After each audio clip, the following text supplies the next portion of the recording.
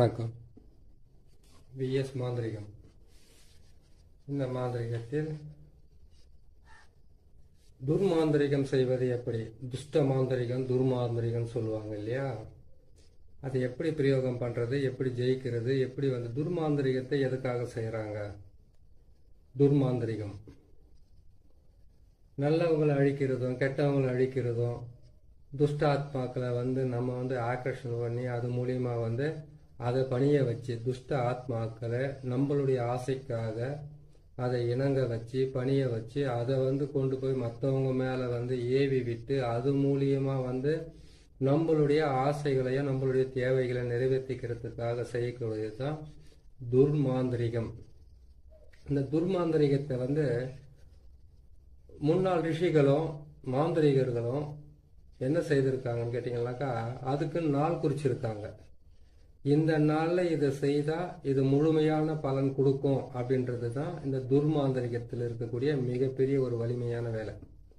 இந்த துர்மாந்திரிகம் செய்யணும்னு கேட்டீங்கன்னாக்கா, ஆடு கோழி அதாவது கேட்டீங்கன்னாக்கா கல்யாண பூசணிக்காய், வெள்ளை பூசணிக்காய் சொல்ற மாதிரி கல்யாண பூசணிக்காய், அதுக்கப்புறம் கோழி கொடுத்துருக்காங்க, ஆடு கொடுத்துருக்காங்க, எருமை மாடு கூட கொடுத்துருக்காங்க, ஏன் மனுஷனை கூட பலி கொடுத்து தான் அந்த வேலையை செய்திருக்காங்க.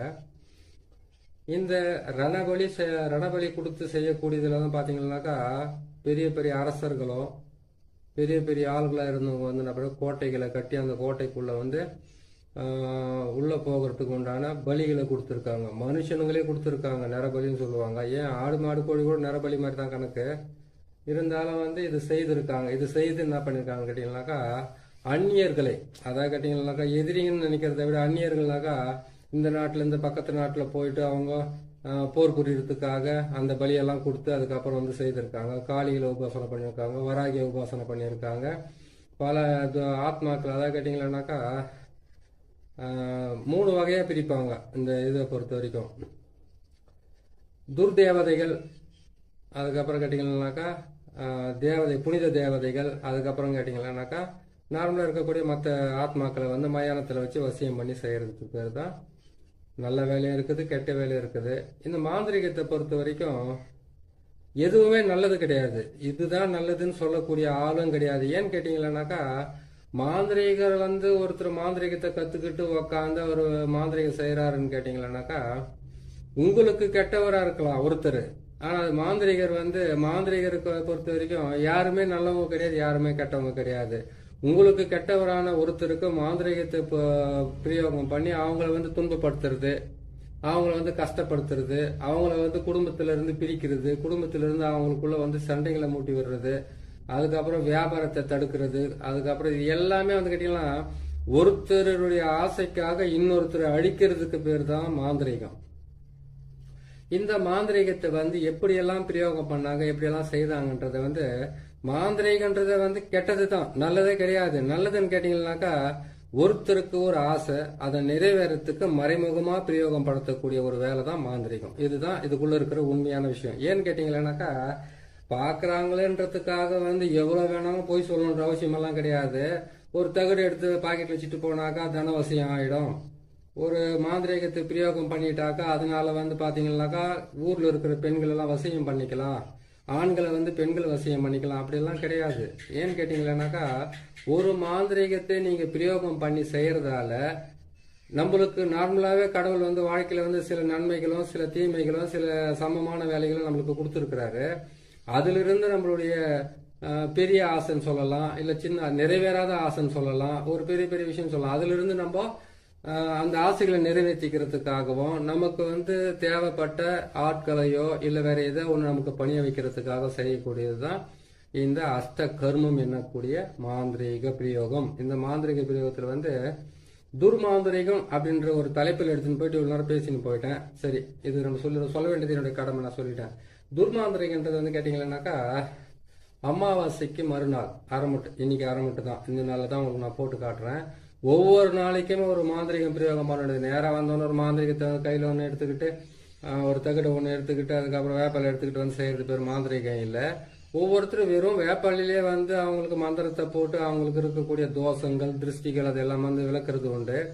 ஒரு சிலருக்கு வந்து பாத்தீங்கன்னாக்கா மிகப்பெரிய மாந்திரிக பிரயோகம் செய்து தான் அவங்க வாழ்க்கையில வெற்றி பெறணுன்றது ஒரு சிலருடைய ஆசைகள். அதே மாதிரி கேட்டீங்கன்னா அதுக்கு அந்த தேவையான பொருட்கள்லாம் செய்ய வேண்டியதா இருக்கும்.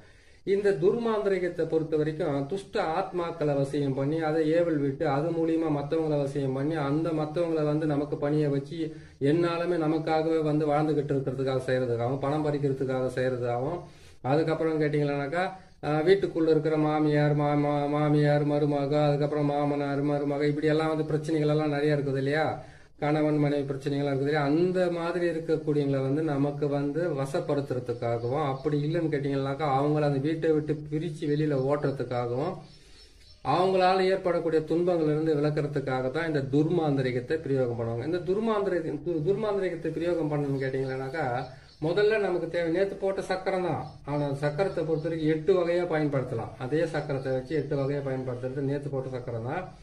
இதுல வந்து பாத்தீங்கன்னாக்கா ஒரு வித்தியாசம் என்னன்னு கேட்டீங்கன்னாக்கா இதுல வந்து 9 முட்டையை வைக்க வேண்டியதா இருக்கும். 9 முட்டையை வச்சு ஒரு மண் பாத்திரத்தை வாங்கிட்டு வந்து அதுல வந்து கேட்டீங்கன்னாக்கா நம்ம அஷ்ட கர்மத்துக்கு வந்து முக்கியமா தேவை வந்து கேட்டீங்கன்னாக்கா ருத்ரபூமி விபூதின்னு சொல்லுவாங்க. அது ருத்ரபூமி விபூதின்னு சொல்றது வந்து கேட்டீங்கன்னாக்கா மயான சாம்பல்.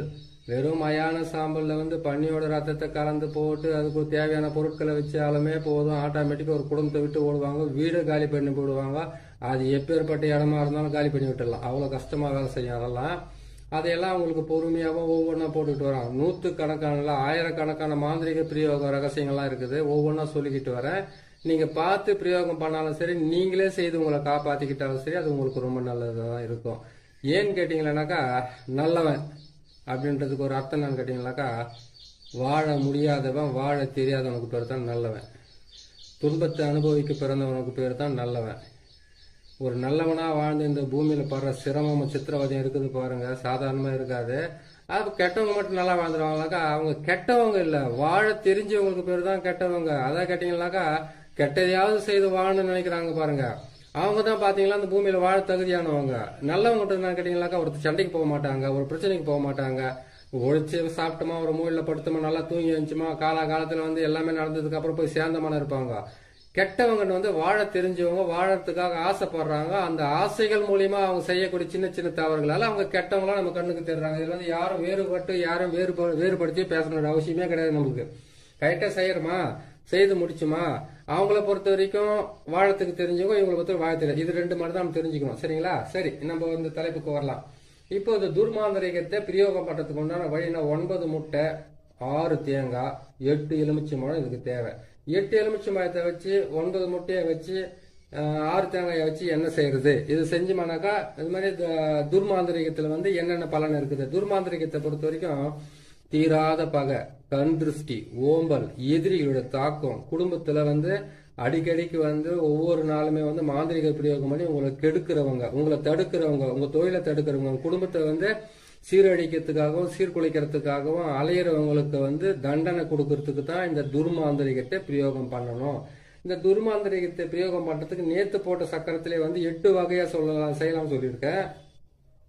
அந்த 8 வகையில பொறுத்த வரைக்கும் அதுல நேத்து போட்டது வந்து வயானமசி, அதுக்கப்புறம் வசியமாவா, இது எல்லாமே இதுல வரும். இதுல வந்து அந்த சக்கரத்தை மட்டும் போட்டுக்குங்க. தகுடுல போடணும். தரையில போடுறது வந்து மாந்திரிகரா இருந்தா இந்த சக்கரத்தை தரையில போட்டு உங்களை தேடி வந்தவங்களை வந்து தெற்கு பக்கம் பாக்குற மாதிரி உட்கார வச்சுட்டு நீங்க வடக்கு பக்கம் பாக்குற மாதிரி உட்காந்து அதுக்கப்புறம் வந்து இதுக்கு உண்டான சக்கரத்தை போட்டு எதிர்த்தாப்புல உட்கார வச்சு ஒரு மண் பாத்திரத்துல இந்த சொல்லுவாங்க இல்லையா உளுந்து மாவு வந்து நம்ம உளுந்து மாவு எடுத்தோம்னாக்கா மோகினி வசியத்துக்கும் ஆண் பெண் வசியத்துக்கும் அரிசி மாவாலையும் வந்து இதெல்லாம் செய்யலாம். அதே மாதிரி கெட்ட வேலை செய்யணும்னு கேட்டீங்கன்னா எட்டி மரத்தினுடைய அடியில் இருக்கக்கூடிய மண், புத்து மண், அதை பாழடைஞ்ச புத்து மண், பாழடைஞ்ச வீடு மண், முக்கூட்டு வழி மண், இந்த மண்ணுகளை எடுத்து தான் செய்யணும். அதுக்கு வந்து ஒவ்வொரு பதிவா நான் போட்டுக்கிட்டு வரேன். நிறைய இருக்குது. ஒரே ஒரு மாந்திரிகத்தை கத்துக்கிட்டு நம்மளால எதையும் ஜெயிக்க முடியாது. எல்லா மாந்திரிகம் என்பது வந்து 8 பிரிச்சோம்னாக்கா 64 கலை வரும்.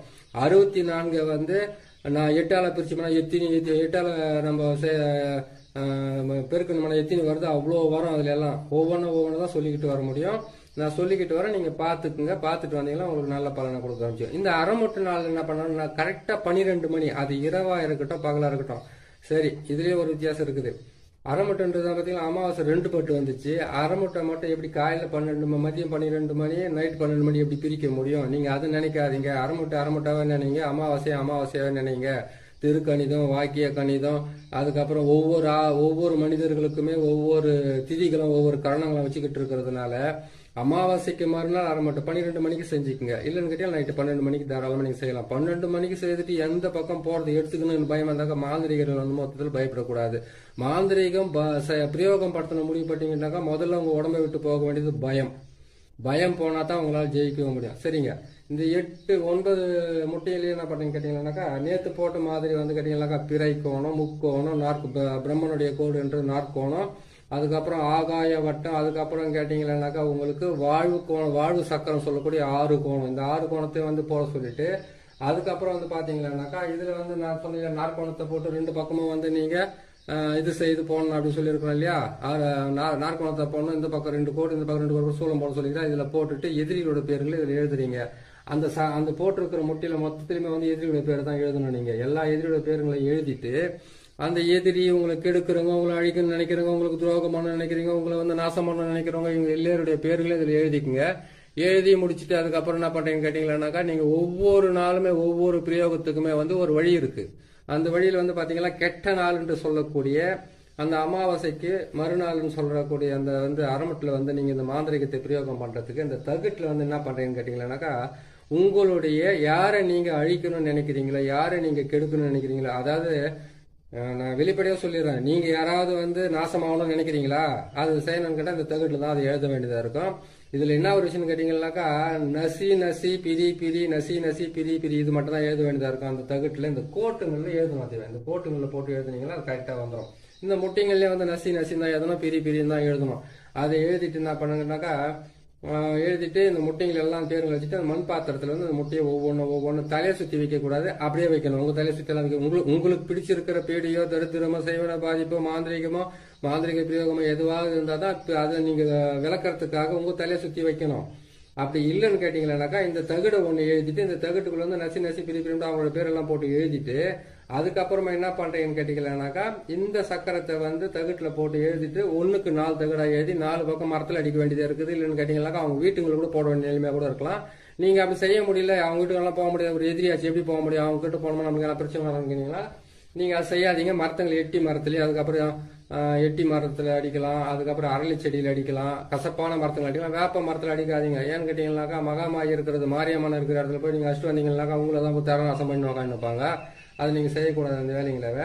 இதை செய்து முடிச்சுட்டு அவங்க பேருங்களை எழுதிட்டு என்ன பண்றீங்க கேட்டீங்கன்னாக்கா, நல்ல கற்பூரத்தை வந்து ஒரு 100 கற்பூரம், 108 கற்பூரம், ஒரு 5 பேக்கெட் வந்து வெள்ளை கற்பூரமா வாங்கிங்க, சூடம். அதை வாங்கி என்ன செய்றீங்கன்னு கேட்டீங்கன்னாக்கா, இந்த இதுலயே போட்டுட்டு என்ன பண்ணீங்கன்னா அவங்களோட பேரை போட்டீங்க. இதோட சேர்த்து வெண்கடுகும் சேர்த்து போட்டுக்குங்க, சாம்பிராணியும் சேர்த்து போட்டுக்குங்க. சேர்த்து போட்டுட்டு இந்த எலுமிச்சை மரத்துல எல்லாம் அவங்க பேரை எழுதிட்டு 4 திசைன்னு சொல்லுவாங்களே, கிழக்கு, மேற்கு, வடக்கு, தெற்கு, இந்த 4 திசையிலுமே வந்து இது என்ன பண்ணுங்க, எலுமிச்சம்பழத்தை வந்து 4 திசையில நசுக்குறீங்க. இந்த சக்கரத்தை போட்டா கூட அங்கேயே நசிக்கணும். அதே மாதிரி கேட்டீங்கன்னாக்கா, இங்க பாருங்க, தேங்காயிலே வந்து அதே மாதிரி தான் உருவத்துங்களை நான் போட்டு எழுதியிருப்பேன். இந்த தேங்காயில இருக்கக்கூடிய இந்த உருவத்தை பாருங்க. பெண் உருவம், ஆண் உருவம், அந்த ஆண் உருவம், இந்த மாதிரி சக்கரத்தை நான் போட்டிருக்கேன். இந்த சக்கரத்தை எல்லாம் எப்படி போடுறதுன்னு நான் பொறுமையா போட்டு காட்டுறேன். முதல்ல வந்து இதெல்லாம் பாத்துக்குங்க. பாத்துட்டீங்களா, இதெல்லாம் இந்த சக்கரன்றது இப்படி இதான்றதை நான் தெளிவா உங்களுக்கு போட்டு காட்டுறேன். சரிங்களா? இதை தான் போடுவோம் இதுல. அதே மாதிரி கேட்டீங்கன்னாக்கா, இதுல 6 கோணம் போடுறோம் நம்ம. இதுல 6 கோணத்தை போட்டு இந்த 6 கோணத்தை வந்து வசியத்துக்காக யூஸ் பண்றது. அதே மாதிரி அந்த முக்கோணத்தை போட்டோம்னாக்கா, இது வந்து கேட்டீங்கன்னா இது வந்து ஒரு விதமா அதுக்கும் உங்களுக்கு நான் சொல்லிக்கிட்டு வரேன். சரிங்களா? இது எல்லாம் போட்டுட்டு இந்த 6 தேங்காய் வந்து 2 தேங்காயை வந்து நீங்க செய்துட்டீங்க இல்லையா, செய்த இடத்துல இந்த சக்கரத்துக்காக வந்து உடைச்சிடுங்க. அதுக்கப்புறம் எலுமிச்சை மரத்தை இதுக்கு நீங்க பலி கொடுத்துருங்க. அதுக்கப்புறம் 4 தேங்காய் இருக்குது, முட்டை இருக்குது, எலுமிச்சை மரம் இருக்குது. கொண்டு போய் என்ன பண்ண கேட்டீங்கன்னாக்கா, இந்த செடி, அதுக்கப்புறம் வந்து நல்லா இந்த செடி இருக்குது பாருங்க, என்ன செடி அது அரளி செடி இருக்காங்களா, அரளி செடி கீழே வச்சு எரிக்கலாம், எருக்கஞ்செடி கீழே வச்சு எரிக்கலாம். அப்படி இல்லைன்னு கேட்டீங்கன்னாக்கா, இதை கொண்டு வந்து ஆத்து மணல் அப்படின்னு கேட்டீங்கன்னாக்கா, மயானம் இல்லாட்டி முக்கூட்டு வழி அப்படி இல்லைன்னா கேட்டீங்கன்னா ஆள் நடமாட்டம் இல்லாத இடத்துல கொண்டு போயிட்டு மற்றவங்க தாண்டாத மாதிரி வச்சு எரிக்கணுமே தவிர, நேராக போனோம் அதை எரிச்சு விட்டுட்டு நீங்களும் பிரச்சனைல இருந்து தப்பிக்காத மற்றவங்களை மாட்டி வைக்க. அதை கேட்டீங்கன்னா நம்ம கிட்ட இருக்கிற பிரச்சனை விலைக்கு போகணும்னு நினைக்கிறத விட மற்றவங்க யாராவது மாட்டக்கூடாதுன்னு நினைக்கணும். நீங்க எந்த எதிரிகளை வந்து இந்த துர்மாந்திரிகத்தை பிரயோகம் பண்றோம் இல்லையா, அந்த துர்மாந்திரிகத்தை பிரயோகம் பண்றதுக்காக வந்து யாருக்காக செய்றீங்களோ அவங்களுடைய வீட்டுக்கு வந்து தெற்கு பக்கமோ இல்லைன்னு கேட்டீங்கன்னா மேற்கு பக்கமா வச்சு நீங்க எரிச்சிங்கன்னா கரெக்டா அது வேலை செய்யறதுக்கு ஆரம்பிக்கும். ஒரு விஷயம், இது செய்து எரிச்சிட்டு வந்துடுறீங்க. எரிச்சிட்டு என்ன பண்ணணும்னு கேட்டீங்கன்னாக்கா, இதனுடைய சாம்பல் வந்து அவங்க வீட்டாண்ட போடலாம், அவங்க போற வர வழி பாதையில போடலாம் அப்படின்னு கேட்டாக்கா, கொஞ்சம் ஒரு அதாவது கேட்டீங்கன்னாக்கா 50 கிராம் 100 கிராம் சாம்பல் தான் கொண்டு போய் போடணும் இல்லை, ஒரு சிட்டிக்கு ஒரு அந்த அளவுக்கு இருந்தால் கூட போது கொண்டு போய் அவங்க போட்டீங்கன்னாக்கா மிகப்பெரிய பிரச்சனை உருவாக ஆரம்பிக்கும். இதை செய்து முடிங்க. இதை செய்து முடிச்சுட்டு எதிரிகளையும் அதுக்கப்புறம் கேட்டீங்கன்னா உங்களுக்கு இருக்கிற பகைவர்களை அழிக்கிறதுக்காக வந்து இந்த துர்மாந்திரிகத்தை பயன்படுத்தி நீங்களும் வந்து மனசுக்குள்ள திருப்தியா இருங்க. மற்றவங்களுக்கு வந்து கேட்டீங்கன்னாக்கா துர்மாந்திரிகத்தை பிரயோகம் பண்றது தப்பு இல்லை. ஆனா துர்மாந்திரிகத்தை பிரயோகம் பண்ணிட்டு வந்து நீங்க மாட்டு கோமியத்திலேயோ அப்படி இல்லைன்னு கேட்டீங்கன்னாக்கா மஞ்சள் தூளாலேயே வந்து நீங்க குளிக்கணும். ஏன்னு கேட்டீங்கன்னா துஷ்ட பொருளுங்களை வந்து பயன்படுத்தினாவே மாட்டு கோமியம் தான் முக்கியமா உங்களை காப்பாத்துறதுக்கு ஆரம்பிக்கும். அப்படி இல்லைன்னு கேட்டீங்கன்னா மஞ்சள் தண்ணியால வந்து குளிச்சுட்டு நீங்க என்ன பண்றீங்கன்னு கேட்டீங்கன்னாக்கா மஞ்சள் தண்ணியால மஞ்சளாவே ஃபுல்லா போட்டு குளிக்கணும்னு அவசியம் கிடையாது. கொஞ்சமா மஞ்சளை போட்டு குளிச்சுட்டு உங்க வாசல்ல வீட்டுல எல்லாம் தெளிச்சு விடுங்க. ஏன்னு கேட்டீங்கன்னாக்கா கெட்ட வார்த்தை பேசினாவே முஸ்லிம்ஸுங்க வந்து நமாஸ் படிக்கிறதுக்கு போகும்போது வந்து பாத்தீங்கன்னா காது மூக்கு அதுக்கப்புறம் வாய் எல்லாமே சுத்தமா கழுவிக்கிட்டு போவாங்க. ஏன்னு கேட்டாக்கா காலையிலேருந்து பேசின வார்த்தைக்கு வந்து அதுல இருந்து ஒரு இது புனிதம் ஆகட்டும்ன்றதுக்காக அது மாதிரி செய்வாங்க. அந்த மாதிரி நீங்க செஞ்சுட்டீங்கன்னாக்கா இதை செஞ்சு முடிச்சுட்டு யார் பேர் செய்யணுன்றதெல்லாம் பேருங்களெல்லாம் எழுதிட்டு இந்த தேங்காயை வந்து 4 பக்கம் 4 உடைச்சிட்டு அதுக்கப்புறம் கொண்டு போயிட்டு நீங்க எரிச்சு உடைச்சி முடிச்சுட்டு அதுக்கப்புறம் நீங்க போய் இருக்கிற வேலையை பாருங்க. அந்த தகடை முடிஞ்சாக்கா அவங்க வீட்டுல வைக்கலாம். அப்படின்னு கேட்டீங்கன்னாக்கா மரத்துல அடிச்சு விடுங்க. மரத்துங்களை வந்து வேப்ப மரத்தை விட்டு கசப்பான மரம் சொல்லக்கூடிய மரத்துல எட்டி மரம், அரளி செடி, அதுக்கப்புறம் கசப்பான மரம் எந்த மரம் முள்ளு மரமா இருந்தாலும் பரவாயில்ல, அதுங்களை இருந்து போட்டு நீங்க இது பண்ணி அடிச்சு வைக்கலாம். ஆணி வச்சு அடிச்சு விடுங்க. ஆட்டோமேட்டிக்கா வந்து உங்க எதிரிகளுக்கு உண்டான நோய்களும் வியாதிகளும் பிரச்சனைகளும் தொந்தரவுகளும் வந்து உங்களை தொல்லை பண்ணாம விட்டுட்டு அவங்க பாட்டுக்கு ஒரு பிரச்சனை மாட்டிக்கிட்டு அலைவாங்க. இதை பார்த்து நீங்க செய்யுங்க, செய்து முடிங்க. மாந்திரிகராக இருந்தாலும் பரவாயில்ல, மாந்திரிகம் தெரியாதவங்களா இருந்தாலும் தன்னை பாதுகாத்துக்காக செய்யறவங்களா இருந்தாலும் பரவாயில்ல, பார்த்து செய்து உங்களை காப்பாத்திக்கங்க. இது செய்யறதுக்கு முன்னாடி உடல் கட்டு மந்திரன்றது ஒன்று இருக்குது. அந்த உடல் கட்டு மந்திரம் இல்லாம எதையுமே பிரயோகம் பண்ணாதீங்க. யாரும் செய்யறதா இருந்தாலும் சரி. உடல் கட்டு மந்திரன்றது வந்து கேட்டீங்கன்னாக்கா நான் சொல்றேன் பாருங்க, இந்த உடல் கட்டு மந்திரத்தை வந்து கரெக்டா வந்து நீங்க 3 முறை சொல்ல வேண்டியதா இருக்கும். அந்த உடல் கட்டு மந்திரத்தை செய்யறதுக்கு முன்னாடி கையில வந்து விபூதி எடுத்து கையில வச்சுக்கிட்டு நீங்க சொல்ல வேண்டியது ஓம் மலையாள பகவதி தேகத்தில் பஞ்சாட்சரமூர்த்தி காவல், கைகளில் மகேஸ்வரி காவல், சிறுசு முதல் பாதம் வரை அஷ்ட தேவர்களோ ஓம் என்ற ஆட்சாரமோ, காதில் வீரபத்ர தேவனோ, என்னை சுற்றி கால வைரவனம் காத்து ரட்சிக்க. இதுதான் இதனுடைய மந்திரம். அதை கேட்டீங்களா, ஓம் மலையாள பகவதி தேகத்தில் பஞ்சாட்சரமூர்த்திகள் கைகளில் மகேஸ்வரி காவல், சிறுசு முதல் பாதம் வரை அஷ்ட தேவர்களோ ஓம் என்ற ஆட்சாரமோ, காதில் வீரபத்ர தேவனோ சுத்தி கால வைரவனம் காத்து ரட்சிக்க. என்னை சுத்தி கால பைரவனம் ரட்சிக்கனாக்கா உங்களை காப்பாத்திக்கிறது. இவரை சுற்றி கால பைரவனை காத்து ரட்சிக்கன்னு கேட்டீங்கன்னாக்கா உங்களுக்காக உங்ககிட்ட மாந்திரிகம் வர சேர்த்துக்காக வந்தவங்களை வந்து காப்பாத்துறதுக்காக உங்களுக்கும் போட்டுக்கிட்டு மற்றவங்களுக்கும் போட்டுக்கிட்டு காப்பாத்துறதுக்கு உண்டான வழியை பாருங்க, காப்பாத்திக்கிறதுக்கு உண்டான வழியை பாருங்க. இன்னும் ஒரு நல்ல பதிவில் நான் சந்திக்கிறேன். நம்ம சேனல் வந்து நீங்க பாக்குறீங்க, உங்களுக்கு பிடிச்சிருக்குதுன்னு கேட்டால் சப்ஸ்கிரைப் பண்ணுங்க, லைக் பண்ணுங்க, ஷேர் பண்ணுங்க. இன்னொரு நல்ல பதிவில் உங்களை பாக்குறேன்.